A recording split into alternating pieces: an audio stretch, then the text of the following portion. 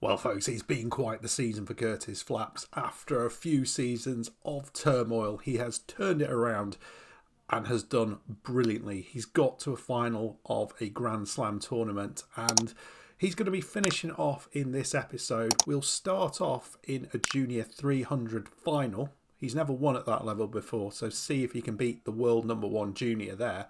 And then we'll move on to the end of season best of the best tournament. The top 8 go head to head. Can he get through even to the semi-finals there? We're going to see. On the other hand, Alexandros, we're just getting used to him as he's just joined the academy.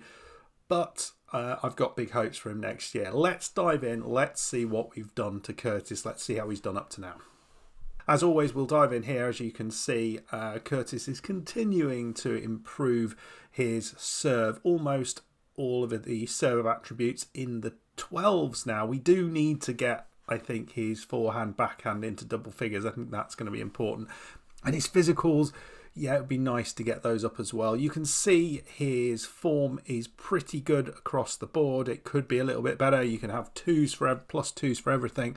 So we're looking at the little pluses next to each attribute. That's because his form is excellent and that gives us a little buff. He's sitting in junior ranks number 4. So he's gone up 1 place since we were last together.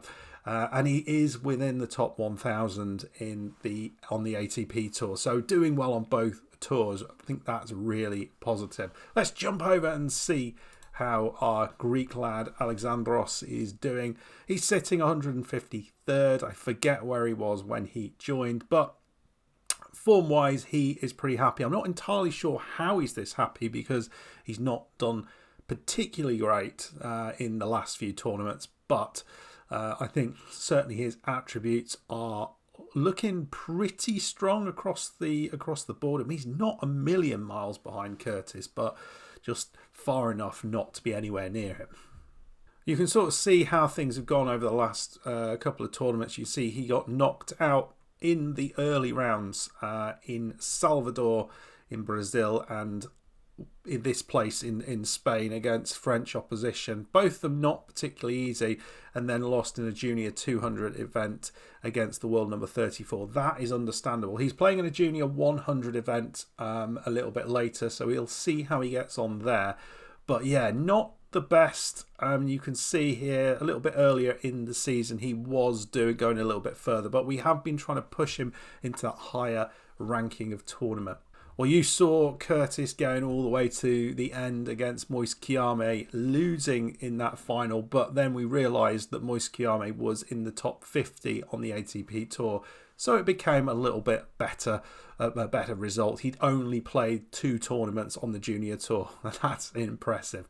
He then went off to the ATP tournament in Santiago, and got a couple of good results here and against a couple of Brazilians in the first couple of rounds. Lost to the quarterfinal in the quarterfinals against Uruguayan Joaquim Aguilar Cardoza. I thought that was a reasonable result, getting some good wins on the ATP Tour.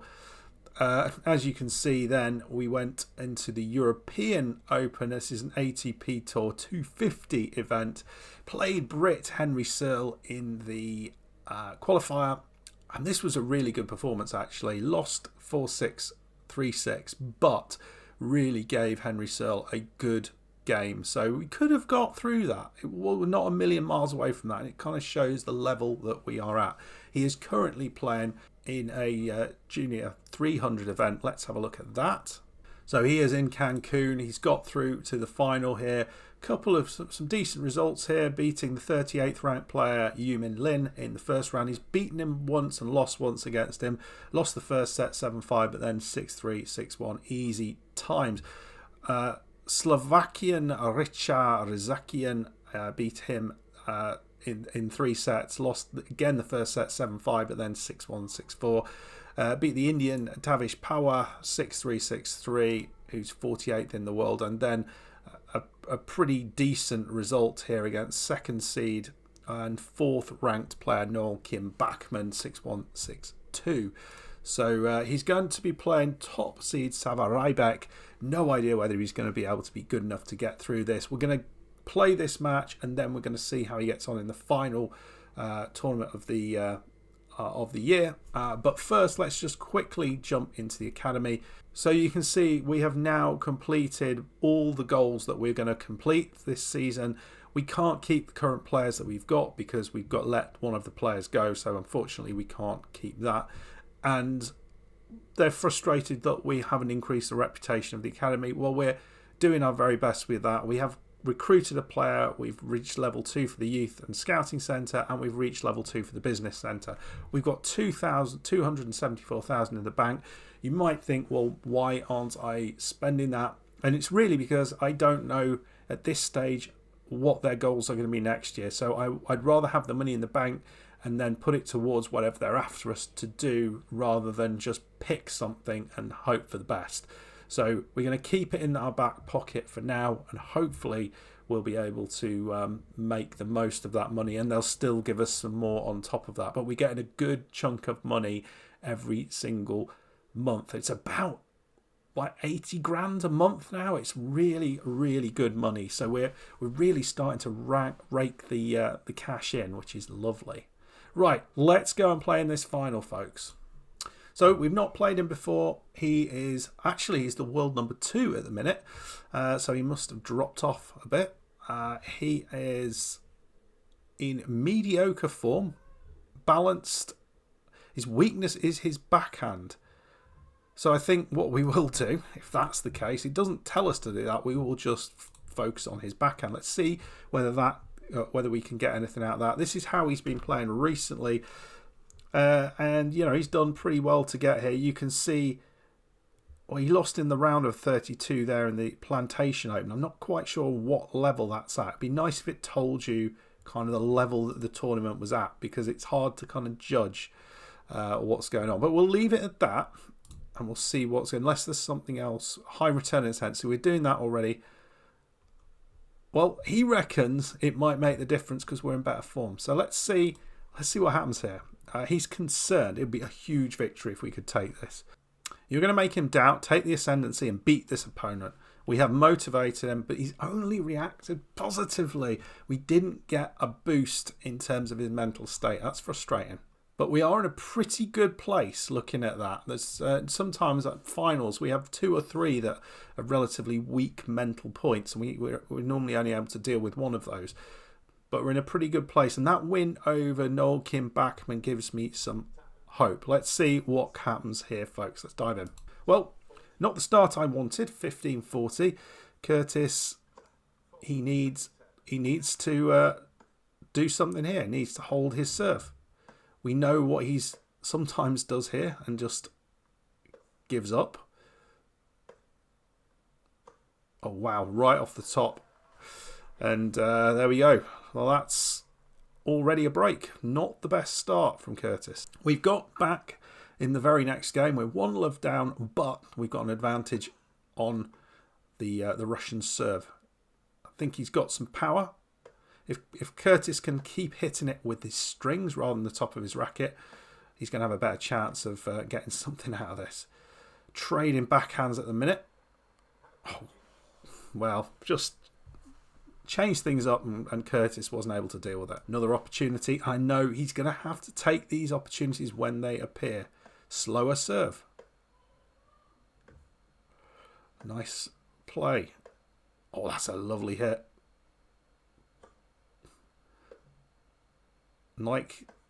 Oh, that is brilliant. Wow, he just used the angle that was given to him, and it's 1-0. Well, 2-1 up and love 40 up. It's an interesting start to this match. You can see Rybakin is stressed. He's love 40 down here. 1-2 down here. Oh, Curtis, you're better than that, mate. Looking for the drop shot, it just really made a mess of it. These are the sort of chances you absolutely have to take. Big hole in the court. He just about gets that back. I thought he'd have tried again there, but he just put it back into play. Oh, he's gone way long, and it's 3-1. Huge break, and we are ahead. A break ahead now after being a break behind right at the start. Fascinating opening match. After being broken straight up right at the start, Curtis has won the first 4 games. He's got a chance to make that the next 5 games. It was that hit the line. Do we not get to see the Hawkeye on that one? It looked like it was just about hit the line. Right, 5-1. Can he get all the way through now? Huge performance in this first set. 40-love up. Curtis has been dominant. I have to admit, I did not expect this level of play from Curtis. Goes for something a bit weird there. He's gone wide with the volley. So doing absolutely everything right here. And that's what we want to see a little bit more of in the next set. You can see here, first serve percentage, 68%. This is good. But the point is, he's winning his serves and he is dominating Rybkin on his serve. He has not won a serve on his... he's not won a single service game, has he? Because he broke us. Wow. 69% of the total points won. It's going to get harder in the second set. We know that. But can we get through this in 2 sets? That would be massive.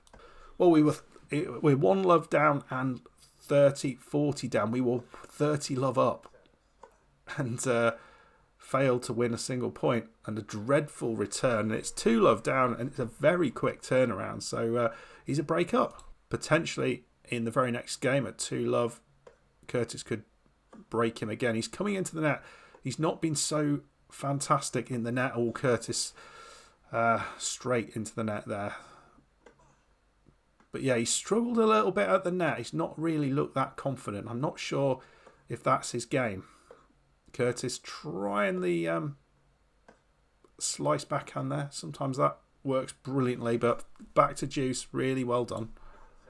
Another chance here. Curtis needs to just hold on here, get this one back, and then just get back on his own serve. Whoa, right on the line. Comes in for the drop shot. Nicely done. Curtis is in, and it's way over the top, and it is a break. Back all square on breaks. Curtis 2-1 down. 2-all and 30-40. So interesting pattern that potentially looks maybe quite similar to the first game. Curtis here with a chance. Oh, that was going to be the winner. Back to deuce. I thought it was. Another opportunity. If he could take this 3-2, then it would be really interesting. And what would this mean for the finals? He's gone wide with it. 3-2. 4-2 up, and he's got an advantage here. Wow. It's a real opportunity here. If Curtis can take that, not quite, it would be a massive, massive thing. And he would just need to win one of his service games, but not at the minute. Another advantage. 6-1, 4-2 at the minute. Another great serve. He's come into the net. Oh, it's just long. Third advantage for Curtis. We know this is a massive one. Goes with a lovely cross-court shot there. He's caught the line again. 5-2. Risking it all at the minute. And he's got a championship point. 40-15 up. If he can win this, it will be the first ever time he's won at this level. What is that going to do to his... Oh, it's a beautiful play. Drop volley on the line. 6-1, 6-2. It's not just a win there against the number 1 ranked player. It is in domination against him. Absolutely fantastic from the man. Curtis Flaps. Wow, who would have seen that? Was just an epic performance. So we'll do a little interview here. His serve was impressive during the final. It was. But I think probably more than that, it was the return of serve, which I was really impressed with. He was good in all around today. Curtis Flat, he was impressive on his return. I think he was unbeatable. I don't think he could have done anything. What advice do you give him? Curtis didn't make it here by chance. I told him to play his heart out and believe in himself. That's kind of actually what I said in the pre-match thing, which motivated him. Curtis seems to be in the best form of his life. Is that true? I think it probably is. And And he's yet to reach his full potential. Even if he's incredibly effective right now, I still expect more from him. I think that's going to please him. But what's really interesting is, what's that going to do for us ranking-wise? We got £3,600 out of that. That's a big chunk of cash. So not only that, which is really nice, actually after a poor run, Alexandros actually got himself a win in Belgium in this Junior 100 event, all the way through to the final, which I should have mentioned previously. I'd forgotten, to be honest, and beat Vincent Agnostetto 6-2, 6-2 in the final. So both of our boys doing fabulously well in the final, both of them getting a victory. What's that going to do to their ranking, folks? Well, Curtis's ranking is unchanged from that, but we know he's going to be in really good form. What you can see is physical condition could be better. So he's going into this with a little bit of a weakened physical condition, but you can see a nice uptick in Alexandros' ranking up to 143rd now, which I think he dropped a little bit. Now he's picked that back up, but a nice victory from him. Right.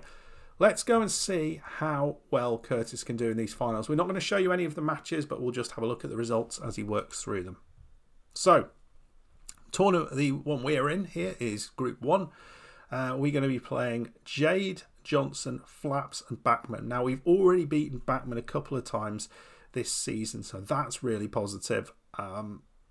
Johnson, I think we've played before and lost to, but you can see Jade got a win over Johnson, which is a massive surprise because he's quite good. Right, let's get into match number 1 is against Noel Kim Backman. As you can see, we've had 2 games against him. We have beaten him twice in 3, both in straight sets, so that's really positive. And so I think we're just going to go with the tactic that we've got, and we'll see whether that's good enough to get a victory over him. Let's see how we do.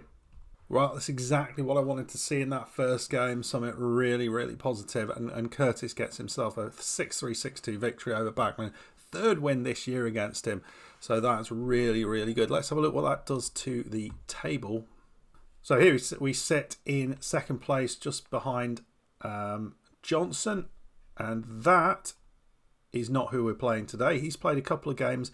Don't really understand. This is what's confused the heck out of me with all this. It never seems clear what determines the order of people in the group, because he's won 1 and lost 1.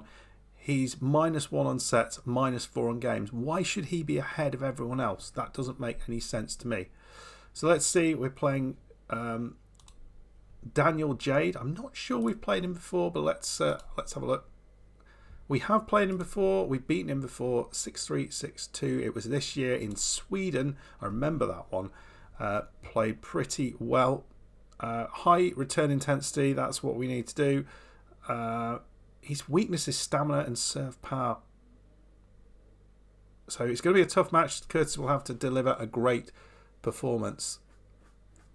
He's got 71% win rate on this surface. It's only his 4th favourite surface. That's mad. And he's just defeated the world #1. So, right, let's see what happens here. No idea whether we're going to be good enough to get through this. Hopefully we will. Well, folks, not this time. Losing in straight sets. 6-4, 6-3. Not the best performance we're going to put out there. I'm going to blame some of this on Curtis being a little bit tired, but he has already beaten the top seed. So we know now we're going to have to beat Johnson in the final game if we want to progress. Okay, here we are. Final game of the group phase. Apparently we're in better form. High return intensity is what we need to do. So we're just going to keep things as they are. We've already got that on. We have won 1, lost 1, so has he. So let's see what we can do with this. Well, unfortunately, it was not to be. Unfortunately, it was really quite close, despite the scoreline, losing 7-6, 6-1. Every single game, we were in the game. We just didn't quite do enough to get over the line. So not to be, and I'm blaming completely that Curtis was feeling a little bit tired out of that. So we get knocked out in the group phases, but it's not the end of the world. If we've had a fabulous season here, we're going to have one more crack, I think, at the junior tour. We're going to play a lot less games on it next year, and we're going to try and break properly into the senior tour. Okay, folks, so I'm going to leave it there. We've got a couple of things still left to do. We're going to be playing in Orlando, and then we've got the World Cup finals. What I might do maybe is just I'll record those, maybe have that at the start of next episode, and then we'll see how the season finishes, go through all of the other bits and pieces that we need to, and hopefully by then we'll know how much we're getting, and we can start to plan out how we're going to spend our money on the academy in 2028. Anyway, folks, I hope you enjoyed that. If you did, please hit that like button, subscribe if you're new. If you're on a mobile device, please hype this video.